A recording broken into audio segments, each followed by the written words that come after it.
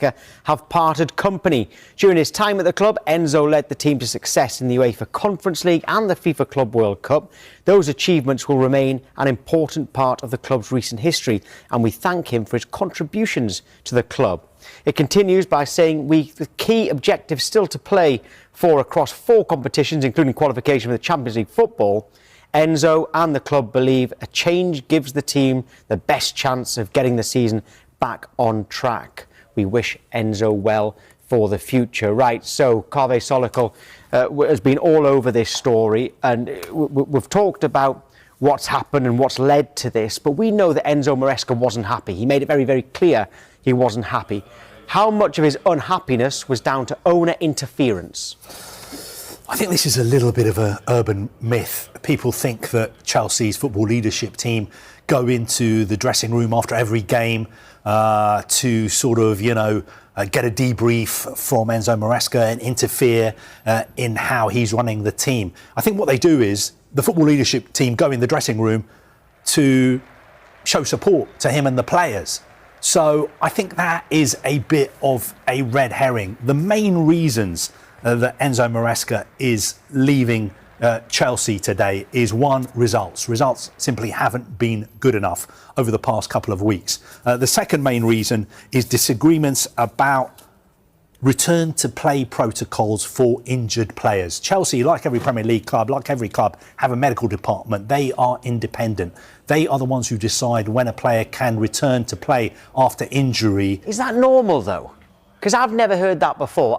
OK, the medical team are there to advise, but I would have thought that ultimately the head coach decides. Not at all. Because the players always say, if you speak to ex-players, they always say, we know our own bodies. Yeah, but the way it works at Chelsea is the medical team is independent and they're the ones who have the final say. The Chelsea head coach is never going to overrule the medical department. And also, I think, the fact that Enzo Maresca has recently been linked with other clubs, and this has coincided with a dip in performances and results, has just added to the feeling that there's too much volatility at the club. Look, the structure of Chelsea is not going to change. They're going to make a new appointment. A new head coach is going to come in a matter of days. And whoever that person is going to have to work in the same way as Enzo Maresca was happy to work when he accepted the job in the summer of 2024. But that's a good point. If he was happy to do it and then wanted to change it when actually they have had success, you've got to kind of say, well, to the manager, head coach, sorry, what was your problem? At the same time, if it's believed it's not working, why does the structure say the same? We have a lot of Chelsea fans on the show, and they say that they're not happy with the structure ahead of the head coach. We've heard Graham Potter wasn't happy with it. We heard Mauricio Pochettino wasn't happy with it. We now know Enzo Maresca wasn't happy about it. So do they need to change something up there? You say they're not going to, but should they? They're not going to change that. That is not going to change. The people who own Chelsea own the club and they put a structure in place. They believe it's a modern structure similar to the structure that you see at a lot of other big clubs around the world. And the head coach is the head coach and he has to fit into that structure. I think there are specific reasons why Enzo Maresca is leaving Chelsea. I know that it's easy from the outside to say, oh, it's because the owners have been interfering. It's because he doesn't get enough of a say in transfers. I don't think it's as complicated as that. Yes, I think there were issues. Yes, I think Enzo Maresca feels that a red line had been crossed. He felt that his position was untenable. He felt perhaps that he'd been undermined. That is why he was ready to leave Chelsea. But just because Enzo Maresca felt that he couldn't work under those conditions doesn't mean that there are not a lot of other head coaches who would want to work under those conditions. We'll get to that in a moment, the next head coach. But do you think he wasn't happy with, you mentioned transfers there, do you think he wanted more of a say?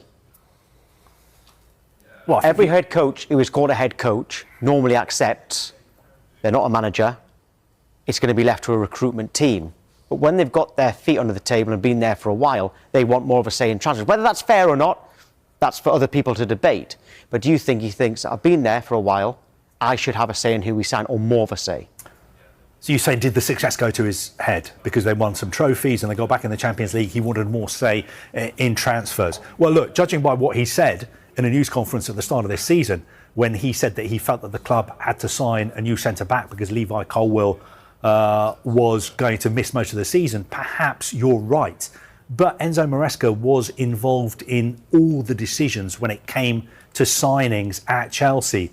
And modern head coaches know that they're not going to have the final say unless you are really, one of the best managers, head coaches in the world. You're not going to have that power. You're not going to have that autonomy.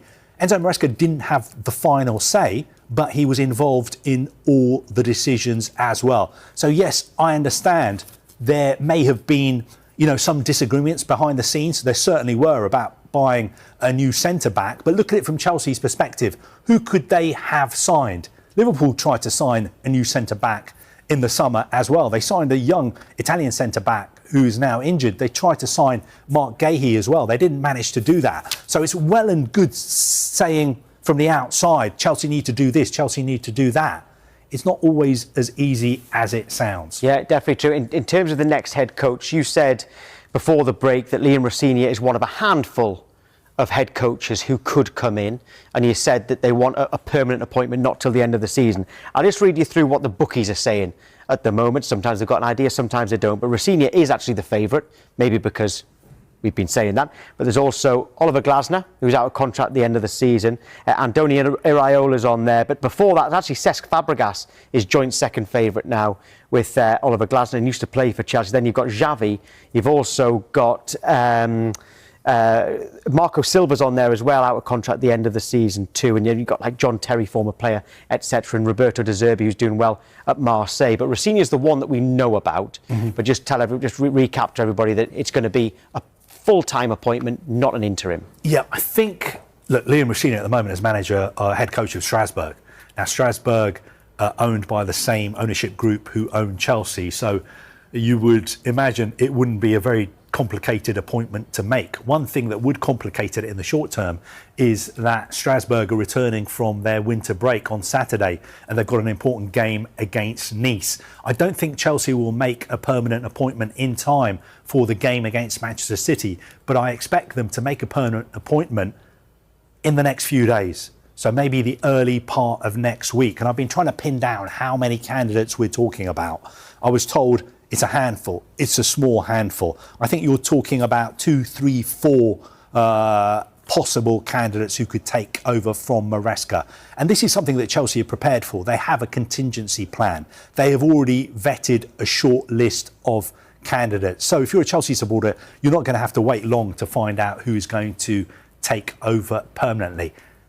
Just going back to Maresca, it just leaves a little bit of a bad taste in the mouth, because I remember being in New York in the summer when Chelsea became world champions. I know the FIFA Club World Cup is not a very popular tournament. It was derided by a lot of fans. But if you were there, that was a great achievement by Enzo Maresca. And if you'd said to me fast forward a few months into the future, and you'll be standing with Tom White and talking about the fact that Enzo Maresca has left Chelsea, in normal circumstances, I would have said, I don't believe you. I cannot see that happening. He's got them back in the Champions League. He's won a European trophy. He's won the Club World Cup. But this is Chelsea we're talking about. There's always something happening at Chelsea. And I think the owners want to get away from that. They want to get away from this volatility the whole time. They want to get somebody in, a head coach, who's going to coach the team and is going to buy into the way they want the club to be run, and somebody who is not going to go off script. Having said all that about Enzo Maresca, I think he'll be back, and he'll be back soon. He's already been linked with the Juventus job. He was linked with by Jorge Mendes. So he's not going to have any trouble finding a new job. And also, he's in very, very good company when it comes to managers who've lost their job at Chelsea. Think back to Jose Mourinho. Think back to Antonio Conte. Think back to Carlo Ancelotti. Think back to Thomas Tuchel as well. Losing your job at Chelsea doesn't mean you're a bad manager, doesn't mean you're a bad head coach. It really goes with the territory. And these guys know what to expect when they sign on the dotted line to manage Chelsea. Yeah, one final point to make, actually. Whoever comes in, I remember when Ange Postecoglou took the Nottingham Forest job, it was like there was game after game after game after game, and everyone who's been involved in the game said he hadn't had time to get his philosophy, if you want to call that, across on the training pitch, because it was constantly game after game. He wasn't getting any training time. Have you seen Chelsea's fixture schedule? In January, from Sunday until the end of the month, so 27 days, they've got 9 games, right? Now, no one's going to be in charge for Manchester City, it doesn't sound like anyway. In a few days' time, it's Fulham away in the Premier League as well, before the FA Cup comes in. It's going to be the same issue. Whoever it isn't going to get a lot of time on that training pitch, are they? And it's going to be a baptism of fire. Yeah, they've got 9 games in 4 competitions. Let's deal with the Premier League first. Whoever comes in is not expected to win the Premier League. Nobody at Chelsea is expecting to challenge for the title this season. They need to finish in the top 5